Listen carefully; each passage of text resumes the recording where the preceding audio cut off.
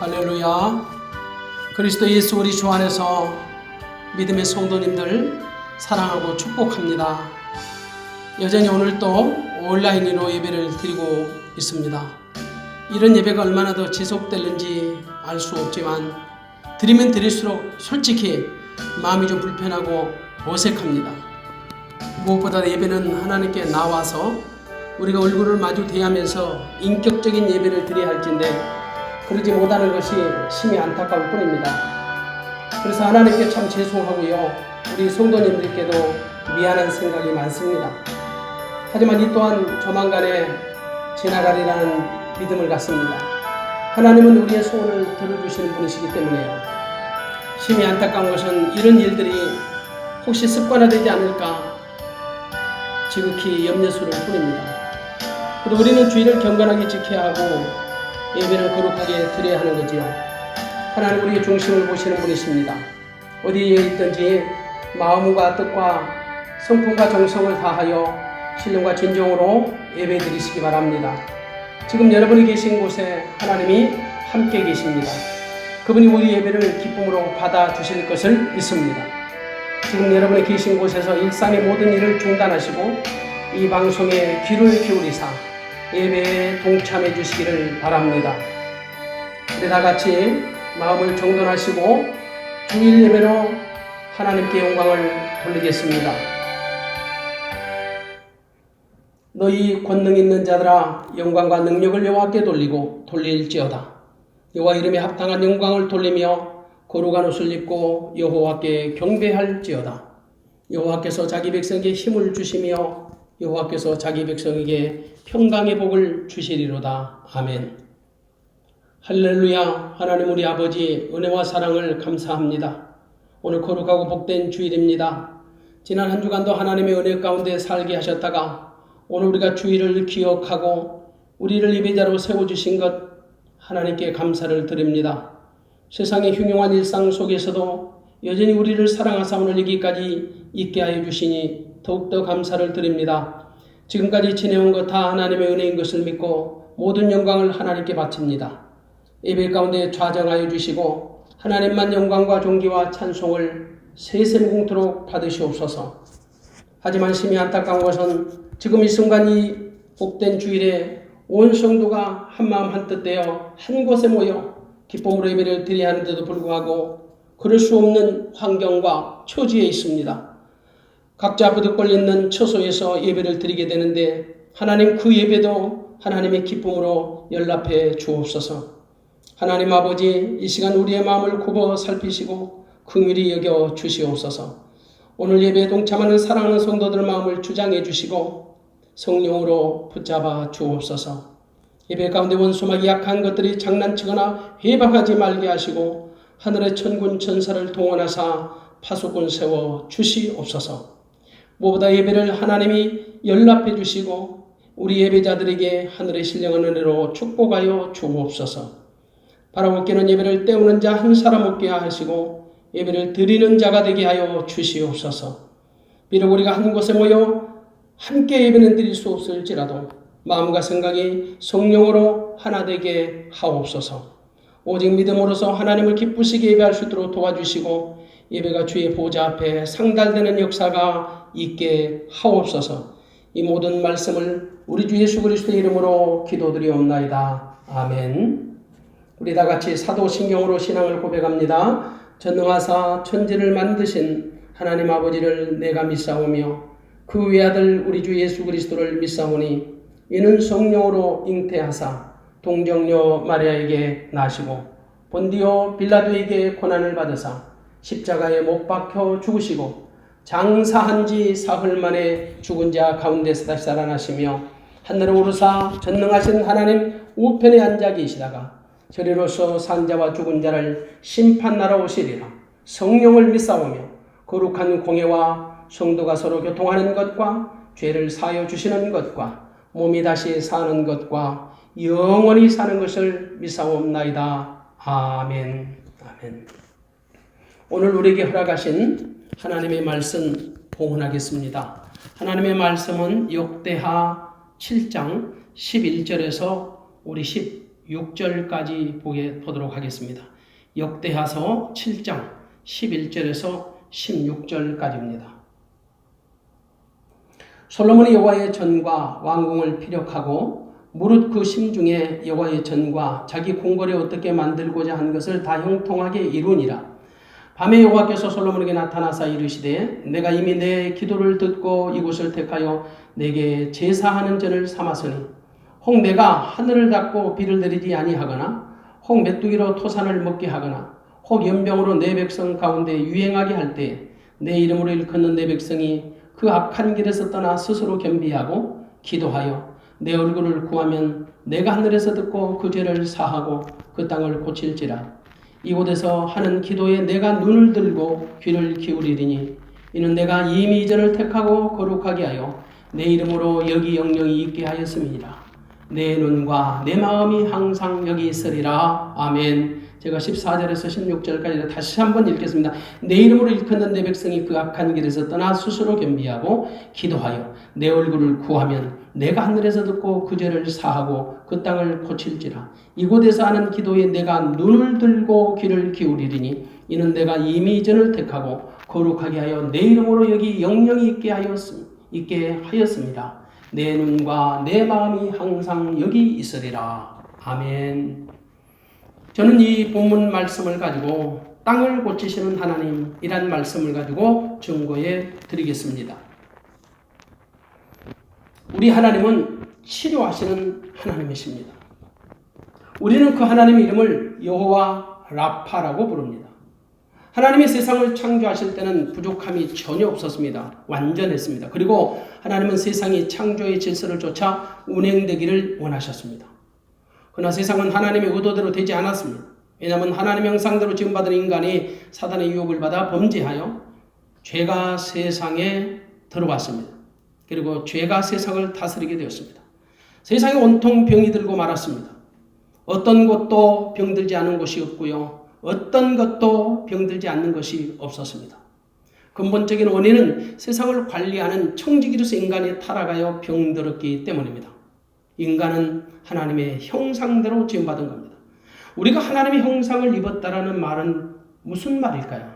하나님과의 관계적인 것을 얘기합니다. 하나님과 대화가 가능하고요. 교제가 가능한 존재라는 거예요. 그런데 인간이 범죄하여 타락하여 하나님과의 관계가 완전히 끊어진 겁니다. 하나님을 대적하는 원수마귀의 종이 되어버린 거예요.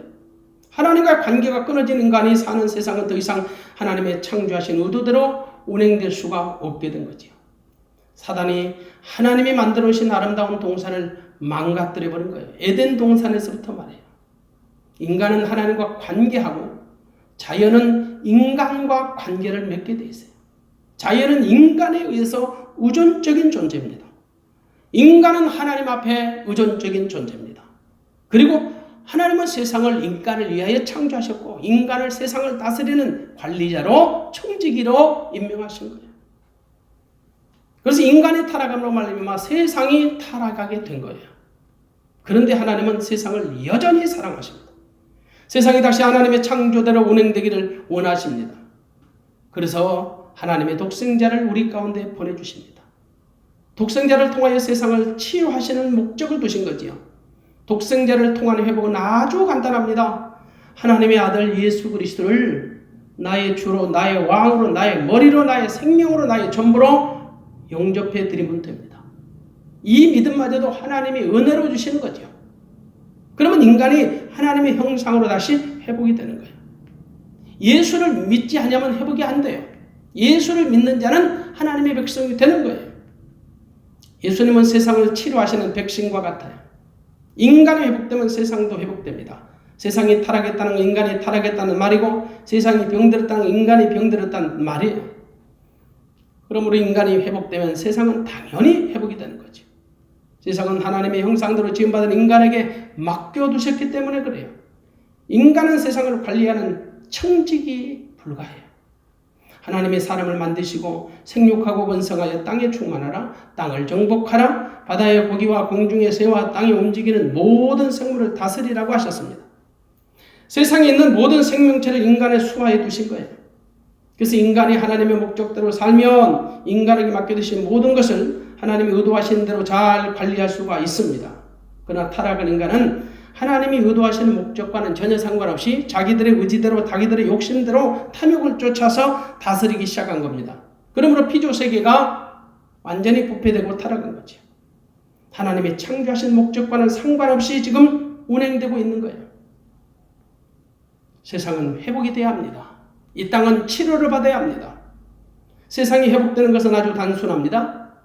그 관리자 인간이 회복되면 돼요. 인간이 하나님이 창조하신 목적대로 회복되면 모든 만물은 하나님의 창조하신 질서대로 움직여지기 때문에 그래요. 이 땅의 모든 피조물들이 바라는 것이 하나 있습니다. 사도 바울은 로마서 8장 19절에서 이렇게 말합니다. 피조물에 고대하는 바는 하나님의 아들들에 나타나는 것이니 라고 말입니다. 피조물에 고대하는 것은 하나님의 아들들이 나타나는 거예요. 모든 피조물들이 자기들 스스로의 회복을 바랄 수는 없습니다. 그렇게 되지도 않습니다. 모든 피조물은 인간의 의존적인 관계를 맺고 있어요. 인간은 하나님의 의존적인 관계고 모든 자연 만상은 모든 피조물은 인간의 의존적인 존재라는 거예요. 그러니까 모든 피조물들이 자기들 스스로의 회복을 바랄 수는 없지만 또 그렇게 될 수도 없지만 그들이 바라는 것은 제발 사람의 아들들이 하나님의 아들들로 변화되라는 거예요. 그래서 바울은 로마서 8장 21절에서 이 말씀을 보다 구체적으로 이렇게 설명합니다. 그 바라는 것은 피조물도 썩어짐의 종노릇한 데서 해방되어 하나님의 자녀들의 영광의 자리에 이르는 것이라. 한마디로 하나님의 아들들이 썩어질 것에서 종노릇하지 말고 해방되라. 썩어질 것, 세상 것에 종노릇하지 말고 원수마귀에게 종노릇하지 말고 해방되라. 그래서 하나님의 자녀들이 영광스러운 자유를 누리라는 거예요. 그러면 자신들도 자신들을 창조하신 하나님의 질서대로 하나님의 섭리대로 자리를 잡을 수 있기 때문에 그래요. 왜냐하면 인간들이 마치 자기들이 주인인 것처럼 자기들 마음대로 피조물을 다스리고 관리한 거예요.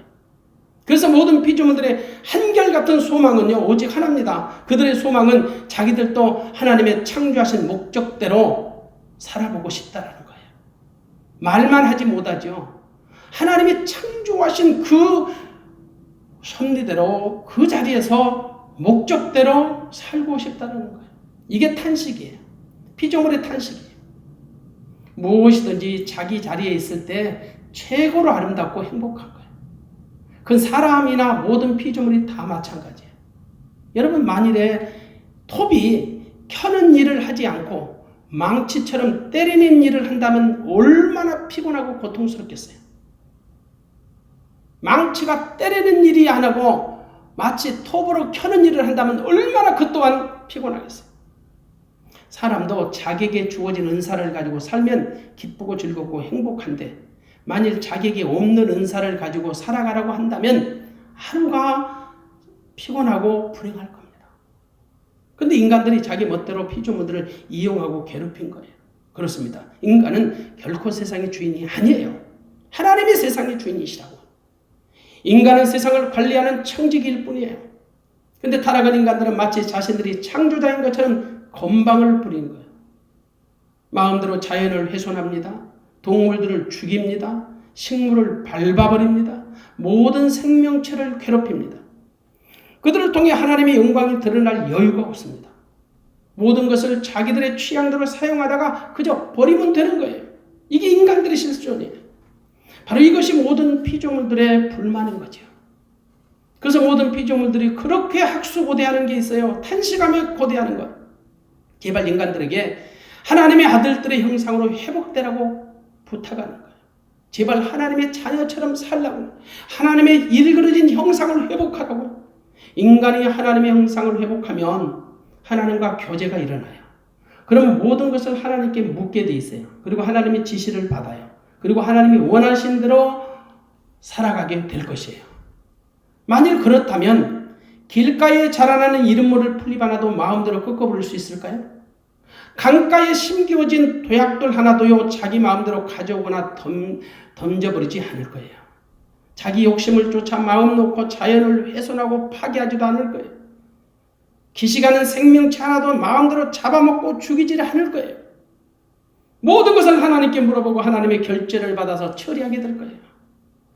그러나 인간들이 하나님의 형상대로 회복되지 않으니까 자기들 멋대로 심고 파고 깨뜨리고 죽이는 거죠. 그런 인간들이 회복되기를 간절히 바라시는 분이 계신데 그분이 바로 하나님이세요. 하나님은 모든 피조물들이 당신의 창조지시를 쫓아 회복되기를 갈망하시는 분이세요. 그래서 본문에 말씀하신 하나님의 간절한 소망은 땅을 고칠지라. 14절에 내 이름을 일컫는 내 백성이 그 악한 길에서 떠나 스스로 겸비하고 기도하여 내 얼굴을 구하면 내가 하늘에서 듣고 그 죄를 사하고 그 땅을 고칠지라. 그 땅을 고칠지라. 하나님의 소망이지요. 땅을 고친다는 말은 무슨 말일까요? 땅은 인간들이 살고 있는 삶의 거처고 현장, 인간들이 살고 있는 삶의 현장을 회복하시겠다는 말이에요. 인간들이 살고 있는 삶의 현장은 반드시 회복이 필요한 곳이에요. 죄인들이 사는 곳이기 때문인데요. 죄인들이 사는 곳은 병든 세상이죠. 세상에 의인은 하나도 없습니다. 모든 사람이 죄를 범해서 하나님의 영광이 이룰 수가 없게 된 거예요. 그러므로 인간이 살고 있는 모든 현장은, 삶의 현장은 죄로 얼룩진 곳이고 병든 세상이죠. 인간이 병들었기에 세상이 병들었단 말이에요. 세상이 병들었단 말은 땅이 병들었단 말과 같아요. 여러분, 감옥은 죄수들을 가두는 곳이에요. 한마디로 감옥은 죄인들밖에 갈 수 없는 곳이에요. 교도관들을 제외하고 말이에요. 범죄한 것이 드러나지 않으면 감옥에 갈 수 없습니다. 감옥에 들어갈 이유가 없다라는 거예요. 물론 감옥에 들어간 사람들만 죄인이라는 말은 결코 아닙니다. 분명히 말씀드립니다. 모든 사람은 다 죄인입니다. 그러나 감옥은 드러난 죄의 값을 치르기 위하여 가는 곳이에요. 그곳은 죄수들이 가는 곳이고 죄수들이 사는 곳이에요. 죄수들의 처소예요. 마찬가지로 이 땅은 병든 곳이에요. 왜냐하면 모든 사람이 죄악으로 말미암아 병들었기 때문이에요. 병든 사람들이 사는 곳은 당연히 병든 세상이겠지요. 그래서 병든 사람들이 사는 땅이 치료가 필요하다는 거예요. 땅이 저주를 받았어요. 하나님은 이 땅을 치유하시기를 원하세요. 이 말은 이 땅의 모든 사람들을 고치기를 원하신다는 말이에요. 인간이 고침을 받으면 땅은 고침을 받게 돼 있어요. 세상이 고쳐지는 거예요. 근본적으로 고침받을 대상은 누구냐? 인간이에요. 인간이 고침을 받으면 모든 만물이 다 고침을 받는 거예요. 세상이 온통 치료받고 왔잖아요. 모든 것이 다 죄악된 세상이에요. 다 병이 들었어요. 병자가 사는 곳이기 때문에 그 사는 곳이 병든 곳이에요. 어디 가야 좋을지 아무도 몰라요. 세상은 온통 죄악이 지뢰밭이에요. 세상 어디도 고침이 필요하지 않는 곳은 없어요. 안전한 곳이 없어요. 온전한 곳이 없어요. 거룩한 곳이 없어요. 그럼에도 불구하고 하나님은 죄악된 세상에서 당신의 이름을 두시고 당신의 영광을 두실 수 있는 처소를 마련하셨어요. 바로 그것이 성전이에요. 성전은 하나님이 당신의 이름을 두시려고, 당신의 영광을 두시려고 만드신 하나님의 처소예요. 거룩한 집이에요. 세상이 온통 범죄의 소굴이라 할지라도 하나님은 당신이 거할 장소를 지정하셨습니다. 물론 그곳이 거룩해서 거룩한 것이 아니라 하나님이 거룩한 장소로 구별하셨기 때문에 거룩한 것이에요. 성도에도 마찬가지지요. 성도가 거룩해서 성도가 아니에요. 하나님이 구별하사 거룩하게 하심으로 말미암아 거룩함을 입은 자가 된 거예요. 그래서 성도로 부르심을 입은 거예요. 하나님의 전적인 은혜 없으면 우리는 결코 성도라는 이름을 부를 수가 없어요. 거룩한 것과 속된 것의 기준은 하나님께만 있기 때문에 그래요. 하나님이 거룩하시다면 거룩한 거예요. 하나님이 속되다 하시면 속된 것이에요. 선악의 기준이 하나님께 있듯이 거룩함과 불결함의 기준도 하나님께만 있는 거예요. 하나님은 성전을 구별하사 당신의 처소로 삼으셨어요. 죄 많은 세상에서 당신을 만날 수 있는 유일한 장소를 성전으로 한정하신 것이에요. 하나님은 성전에서 우리를 만나주세요. 그곳에서 우리와 친교하세요. 그곳에서 우리를 씻겨주세요. 우리를 새롭게 해주세요. 그리고 새 힘과 새 능력을 부어주시는 거예요. 새 사람으로 살아갈 수 있는 안내자의 역할을 성전이 해주시는 거예요. 물론 온 세상은 다 하나님의 처소입니다. 그런데 하늘은 하나님의 보좌요, 땅은 그분의 발등상이라고 성경은 말씀합니다. 그럼에도 불구하고 하나님의 성전을 구별하여 당신의 처소로 삼으신 이유가 뭘까요? 세상은 의인과 악인이 공존합니다. 믿는 자와 믿지 않는 자가 함께 살아갑니다. 하지만 그 중에서도 하나님은 당신의 자녀를 구별하십니다. 세상의 모두 하나님의 처소인 것은 분명하지만 당신의 처소를 구별하신 것은 당신의 백성들로 하여금 하나님께 나와 하나님을 만나고 하나님과 교제할 수 있는 자리를 마련하신 거예요. 이른바 하나님께 집중하고 성스러운 것과 속된 것을 구별할 수 있는 능력을 갖기 위해서 성전을 마련하신 거예요. 그래서 하나님은 이스라엘을 자기 백성으로 삼으사 성전 중심의 삶을 살게 하신 거죠. 보이지 아니하는 하나님이 당신의 백성들에게 보이는 하나님으로 나타내 주신 것이 성전이에요. 물론 성전도 눈에 보이는 가시적인 성전이 있고요. 눈에 보이지 않는 불가시적인 성전이 있습니다. 우리 안에 하나님을 아버지로 모시고 사는 사람은 불가시적 성전이 되는 사람이에요. 눈에 보이지 않는 불가시적인 성전의 사람들이 눈에 보이는 성전을 찾아 하나님과 또 다른 친교를 맺고 교제하며 살아갈 수 있는 공동체, 바로 그곳이 성전이에요. 그래서 눈에 보이지 않는 성전이 중요한 것은 사실이지만 눈에 보이는 성전도 결코 우리가 홀대하거나 무시하면 안 되는 거예요. 여러분, 이스라엘은 신앙 공동체로서 성전 중심의 삶을 살았습니다. 성전이란 이름으로 부르기 전에는 제단이라는 이름이 있었고 성막이라는 이름으로도 불렸습니다. 그리고 성전 이후에는 회막이라는 이름과 교회라는 이름으로 불려졌습니다. 심히 안타까운 것은 아직도 여전히 이스라엘은 교회 중심의 삶을 살 수 없는 것이에요. 그들은 여전히 눈에 보이는 성전 중심의 삶에 갇혀 있기 때문이에요. 얼마나 불쌍한지 모릅니다. 그들이 만일 눈에 보이지 않는 성전 중심의 삶을 살았다면 성령을 통하여 내게 오신 하나님을 믿는 그 믿음 안에 그들이 진짜 살았다면 교회 중심의 삶을 살 수밖에 없는 거죠. 성전이나 교회는 하나님의 처소입니다. 그러나 성전이란 이름은 우리를 교회되게 하시려고 그것을 목적을 두신 거예요. 교회되게 하시려는데 목적이 있는 거예요. 교회는 하나님의 아들 예수 그리스도가 피 흘려 세우신 곳입니다. 물론 교회도 성전과 같이 가시적인 교회가 있고요. 불가시적인 교회가 있어요. 이렇게 우리가 예배 드리는 눈에 보이는 가시적 교회, 또 내 안에 예수 그리스도를 모시고 있는 교회된 이 불가시적인 교회가 있는 것이 사실이에요. 그러나 교회의 머리는 예수 그리스도십니다. 우리는 그분의 지체예요. 그분의 가지예요. 정말 이스라엘 백성들이 성전의 참된 의미를 알았다면 교회 머리 대신 예수를 그리스도로 영접하는 것이 지극히 정상이겠죠. 근데 아직까지 그들이 성전이라는 이름에 매여 있고 보이는 성전에 집착하는 이유는 하나님의 아들 예수를 그리스도로 영접하지 못했기 때문에요. 보다 노골적으로 말씀드리면 그들이 하나님의 뜻을 알지 못하는 거예요. 하나님을 바르게 믿지 못하는 거예요.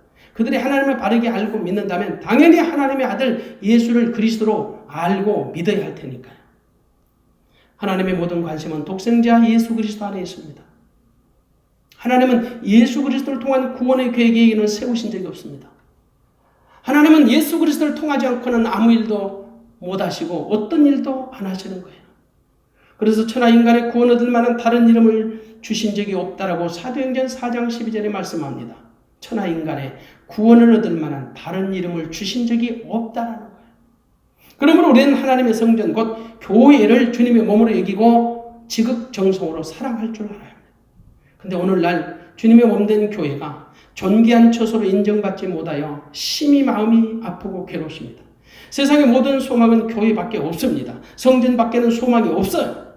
그런데 오늘날 믿는 자들마저도 하나님의 처소를 그다지 존귀 여기지 않습니다. 정말 우리가 주님의 몸된 성전이라면 어찌 성전을 우리가 박대할 수 있겠어요? 물론 세상이 교회를 험담하는 것은 어느 정도 이해가 됩니다. 왜냐? 세상은 하나님의 나라를 대적하는 나라이니까요. 로마서 8장 5절에서 8절 말씀입니다. 로마서 8장 5절에서 8절 말씀. 육신을 쫓는 자는 육신의 일을, 영을 쫓는 자는 영의 일을 생각하나니 육신의 생각은 사망이요 영의 생각은 생명과 평안이니라. 육신의 생각은 하나님과 원수가 되나니 이는 하나님의 법에 굴복지 아니할 뿐 아니라 할 수도 없음이라. 육신에 있는 자들은 하나님을 기쁘시게 할 수 없느니라. 육신을 쫓는 자는 육신의 일을 생각하고 영을 쫓는 자는 영의 일을 생각하는 거예요. 육신의 생각은 사망이고 영의 생각은 생명과 평안이라고 했어요. 그러므로 세상이 하나님의 일에 우호적이지 않는 것은 어쩌면 정상이죠. 그래서 사사건건 그들은 교회를 비난하고 조롱하고 또 홀대하는 거예요. 그러나 오늘 하나님의 백성들이 이런 사실을 제대로 안다면 적당히 아파하고 고통스러워해야 하는데 요즘 들은 믿는 자들이 지나치게 낙심하고 심지어 침륜의 상태에 빠져가는 것을 볼 때 정말 이건 좀 아니다는 생각을 참 많이 합니다. 물론 믿는 자는 자신을 잘 돌아볼 줄 알아요. 그러나 정도를 지나면 세상 사람들의 소리에 너무 지나치게 민감하고 흥분하게 되고요. 결국은 하나님의 이름을 영화롭게 하지 못하는 죄악을 범하게 되는 거예요. 분명히 말씀드립니다. 세상은 끝날까지 교회와 성도를 괴롭힐 것이고 우호적이지 않을 것입니다. 그 사실을 우리가 인정하고 자신의 믿음을 잘 관리해야 합니다. 정말 요즘처럼 교회가 욕을 많이 얻어먹는 시대도 드물어요. 이제는 너무 많은 욕을 얻어먹어서 더 이상 물러설 곳이 없을 정도예요. 지나치리만큼 세상은 교회를 향해 욕을 하고 돌을 던져댑니다.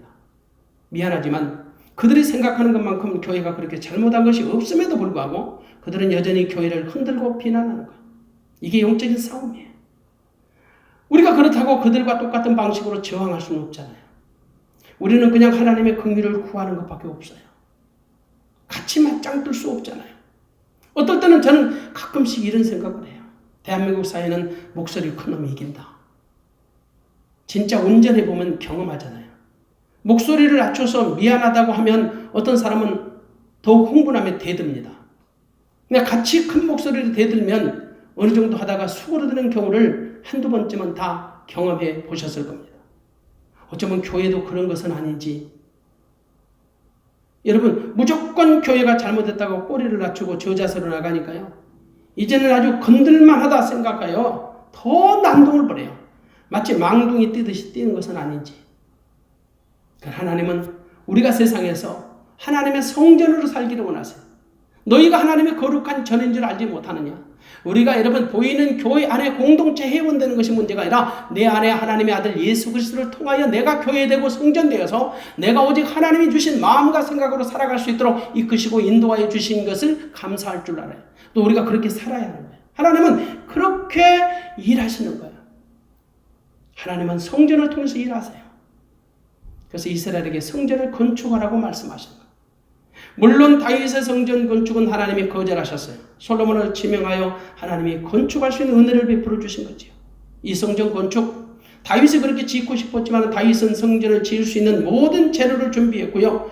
실제적으로 솔로몬을 통하여 성전이 건축됩니다. 하나님의 은혜이지요. 솔로몬의 성전이 7년 만에 완공되었습니다. 솔로몬은 성대하게 봉헌식을 통해 하나님께 영광을 돌렸습니다. 그러자 솔로몬의 성전에 하나님의 영광이 임했습니다. 불이 임하여 모든 재물을 살랐다라고 말합니다.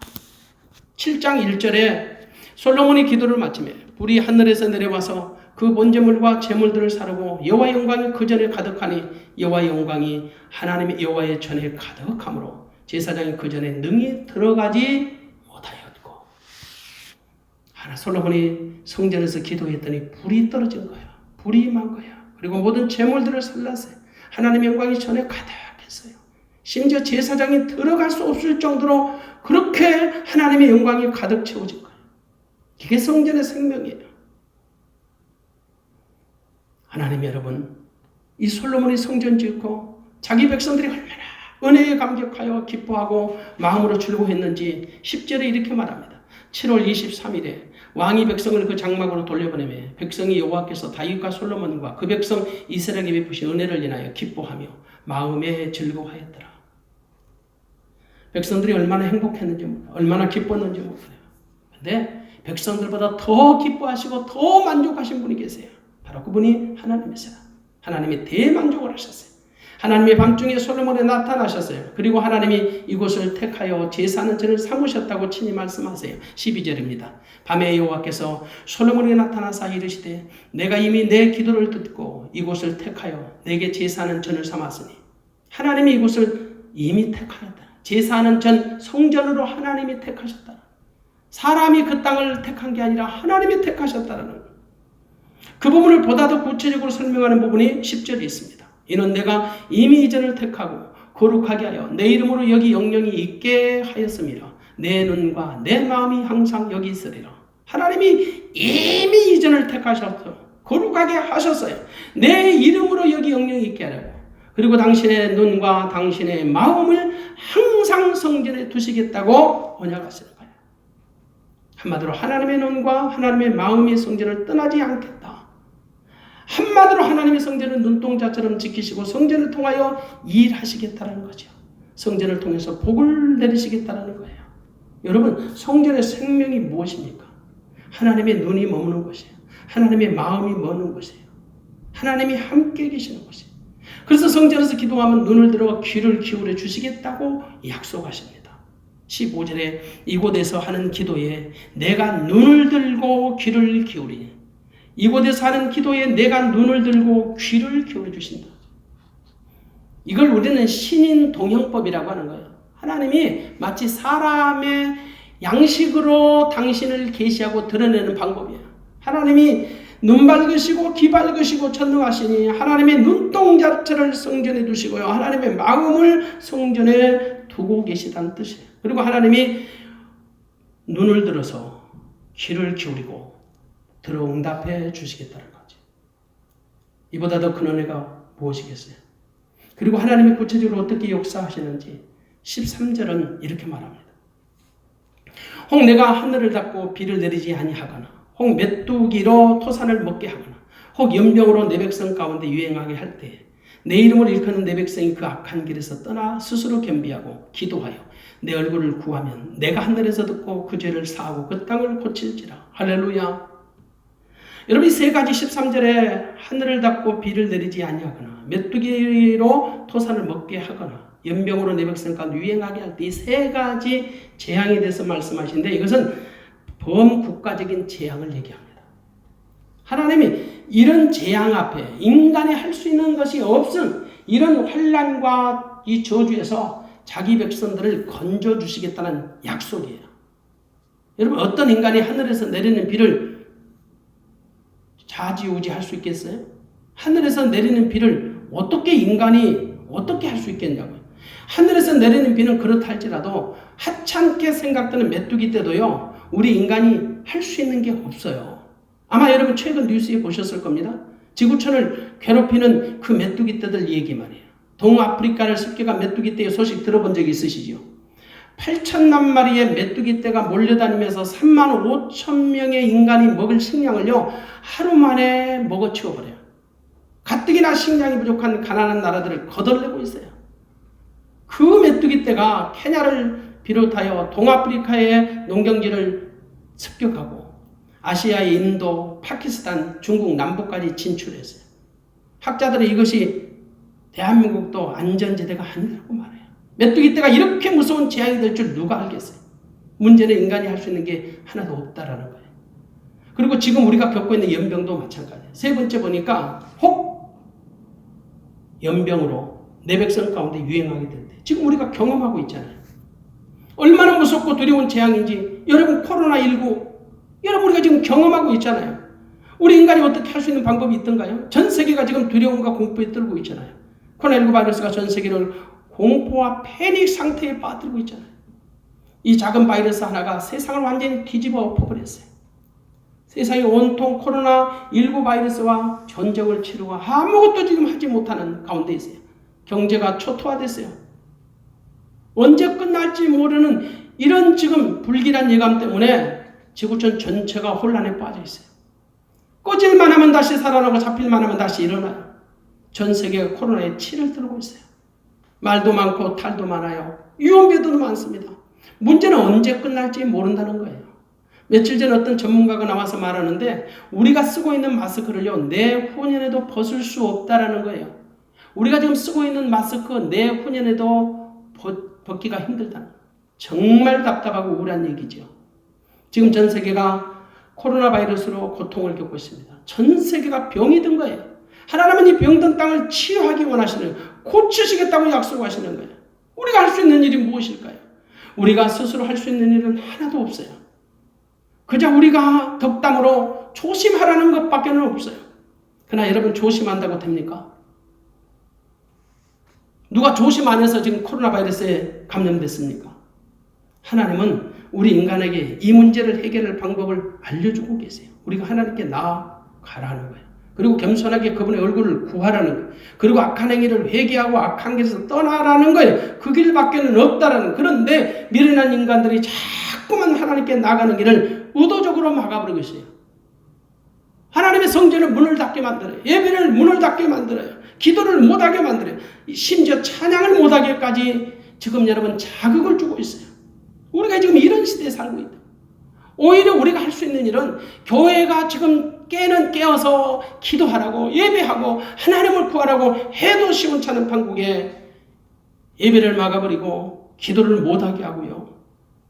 참 가슴 아픈 일이에요. 마치 교만한 인간들이 최후의 발악을 하는 것 같아요. 하나님의 얼굴을 구하기는커녕 하나님의 얼굴을 돌려버리고 등을 돌려버려요. 무엇보다도 교회 예배를 지금 드리지 못하게 만들어버려요. 기도가 식어졌어요. 물론 이 방법은 불신자들이 할 수 있는 방법은 아니에요. 그들은 하나님을 모르니까요. 그러나 하나님의 백성은 하나님의 처방을 따라야 합니다. 하나님을 알고 하나님을 믿는 성도라면 마땅히 하나님의 처방을 믿고 그분의 치료를 받아야 하는 거예요. 그런데 믿는 자들마저도 이런 하나님의 처방에 관심이 없어요. 그저 세상 사람들과 동일한 방식으로 이 문제를 접근하고 해결하라고 하는 거예요. 오히려 세상적인 방법이 옳다라고 그들 편에 서주는 거예요. 심히도 안타까운 일이지. 하나님은 우리에게 분명한 답을 내려주시고 있는데도 믿는 자들이 지금 귀가 열리지 않고 눈이 열리지 않아서 영이 열리지 않으니까 분별이 안 되는 거예요. 불신자는 몰라서 그렇다 할지라도 믿는 우리가 그렇게 하면 안 되지요. 그럼 우리가 어떻게 해야 할까요? 요즘 들어 믿는 자들이 오히려 교회를 험담하고요, 불평하고 탄식하고 절망하고 좌절하고 힘들어하는지 지나칠 정도입니다. 정말 여러분 하나님 믿습니까? 정말 하나님 말씀 믿습니까? 그러면 여러분 하나님을 찾고 하나님의 말씀을 들으십시오. 그분을 전적으로 신뢰하고 그분의 도우심을 구하십시오. 그 길밖에는 우리가 살 수 있는 방법이 없습니다. 하나님은 누구보다도 우리가 살고 있는 이 땅이 치유받기를 원하세요. 고침받기를 원하세요. 그래서 이 땅을 치료하시겠다라고 친히 말씀하시는 거죠. 그것을 하나님이 간절히 지금 소원하고 계시는 거죠. 그래서 그 땅을 고치시겠다고 지금 언약하시는 거예요. 그러면 그 말씀 그대로 받아들이셔야죠. 여러분 병을 고치려면 의사의 처방을 받아들여야 합니다. 그리고 의사의 진료를 받아야 합니다. 우리는 만유를 치유하시는 하나님의 처방을 받고 그분의 진료를 받아야 할 줄로 믿습니다. 하나님이 반드시 치유해 주실 것을 믿습니다. 우리는 이렇게 기도해야 합니다. 하나님, 이 땅을 고쳐 주시옵소서. 속히 이 땅을 치유하여 주시옵소서. 우리 하나님께 나아가 하나님의 도움을 구해야 합니다. 이것은 불신자들이 하는 일이 아니라 믿는 우리가 해야 할 일들입니다. 다시 한번 간구합니다. 하나님, 이 땅을 치료하여 주시옵소서. 속히 이 땅을 치유하여 주시옵소서. 우리는 하나님의 영원하신 언약을 믿습니다. 하나님이 성전된 우리를 통하여 하나님께 간구하는 소원을 들어응답해 주실 줄을 믿습니다. 하나님, 다시 한번 구합니다. 우리를 용서해 주시옵소서. 우리를 불쌍히 여겨 주시옵소서. 기도하는 저와 여러분 되시기를 주님의 이름으로 축원합니다. 기도하겠습니다. 사랑이 풍성하신 좋으신 내 아버지 하나님, 오늘 주신 말씀을 감사합니다. 하나님의 말씀은 살았고 운동력이 있습니다. 하나님 주신 말씀을 각자의 마음판에 잘 새겨 한 주간의 삶의 양식으로 살게 하시고 하나님의 말씀이 우리 삶의 현장에서 구체적으로 적용되어지고 이루어지게 하옵소서. 특별히 이 땅을 고쳐주시옵소서. 지금 죄인들이 살고 있는 이 땅은 병들지 않은 곳이 하나도 없습니다. 모든 인간들이 병이 들었고 모든 만물들이 병들었습니다. 정상적인 게 하나도 없습니다. 때문에 모든 피조물들이 한결같이 하나님의 치료를 고대하고 있습니다. 하나님 아버지, 먼저 죄인들을 치료하여 주시옵소서. 그리 이 땅에 하나님의 나라가 이루어지게 하옵소서. 그 일을 가장 기뻐하시는 분이 우리 주 하나님이신 줄 믿사오니 먼저 이 땅에 하나님의 나라와 하나님의 의가 드러나게 하옵소서. 우리 주 예수 그리스도의 이름으로 기도하옵나이다. 아멘. 광고 말씀 드리겠습니다.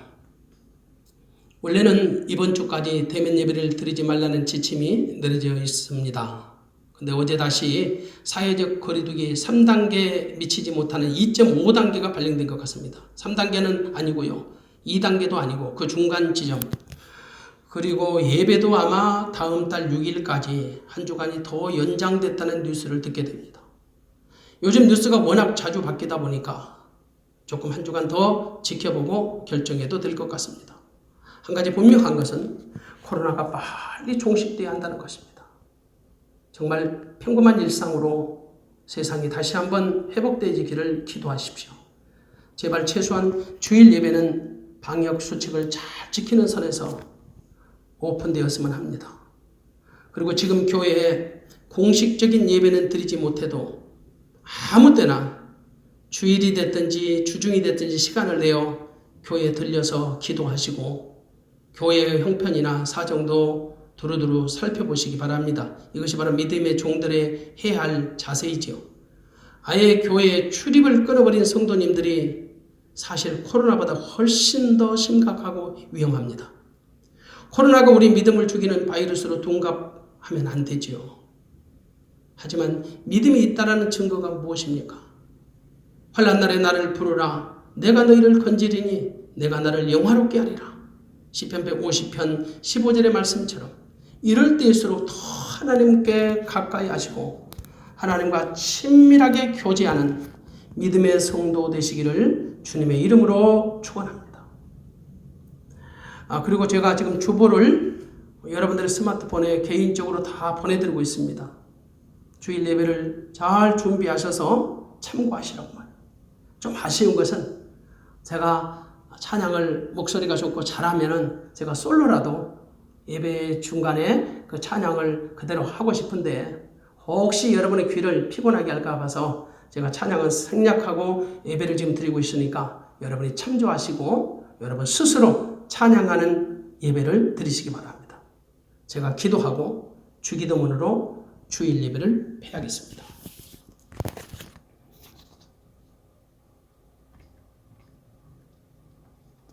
존귀하신 하나님 우리 아버지, 오늘 예배를 받아주심을 믿고 감사합니다. 이제 세상에 있는 성도들을 눈동자처럼 지켜주시고 인도하여 주시옵소서. 세상의 곤고한 삶의 현장에서 살아갈 때 힘들고 어렵지만 낙심치 말게 하시고 소망이 하나님께 머리를 들어 찬송으로 살게 하옵소서. 비록 삶의 무게가 무거울지라도 피곤하지 않게 하시고 독수리가 창공을 차고 올라가는 것 같이 새 힘과 새 은혜와 새 능력을 부어주시어 이 세상을 이기고 승리케 하옵소서.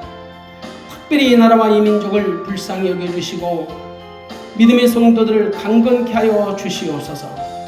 지금 지구촌에 퍼져있는 코로나19 바이러스를 속히 거두어 주시고 다시 한번 지구촌에 하나님의 평강이 흘러 넘치게 하옵시며 하나님의 은혜로 덮어 주시옵소서. 무엇보다 지구촌의 모든 인간들이 하나님의 살아계심과 역사하심을 알게 하시고 믿게 하여 주시옵소서. 다시 한번 간절히 간구하옵기는 이 나라와 이 민족을 불쌍히 여겨주시고 긍휼을 베풀어 주시옵소서.